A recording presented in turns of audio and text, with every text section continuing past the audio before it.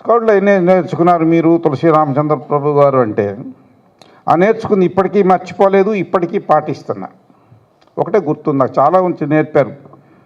బ్రిడ్జిలు కట్టడం, కర్రలు బాగా తాళ్ళు ముడులు, రకరకాల ముడులు వేసి బ్రిడ్జిలో కట్టేవాళ్ళం.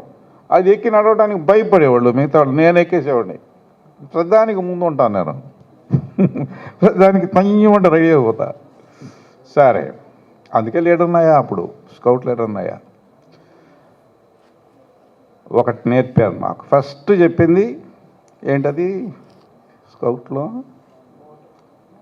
ఏం బిడ్డా, బీ ప్రిపేర్డ్ చెప్పారా. బీ ప్రిపేర్డ్ అంటే, బీ ప్రిపేర్డ్ అంటే ఎప్పుడూ సిద్ధంగా ఉంటాం, రెడీగా ఉంటాం. ఎవరిలాగా కుమారి టీచర్ గారు చెప్పారు చూడు, సైనికుల్లాగా. ఫ్యూచర్ జవాన్స్ అని చెప్పారు, అంటే సైనికులు మీరు.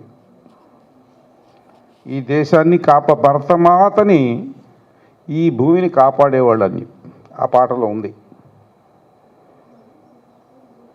ఎందుకంటే మొన్న సింధూర్ అని ఒక ఆపరేషన్ చేశారు మోడీ గారు, దాడి చేశారు.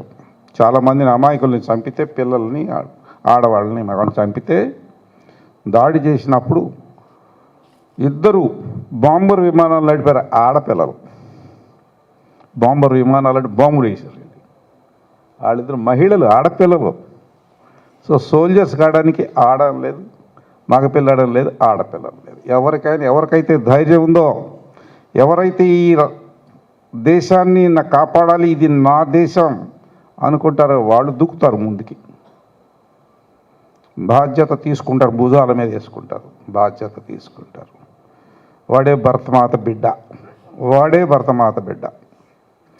భరతమాత పేరు తీసుకొచ్చాం కాబట్టి ఒకసారి భరతమాతకి చెప్దామా, జై చెప్తామా.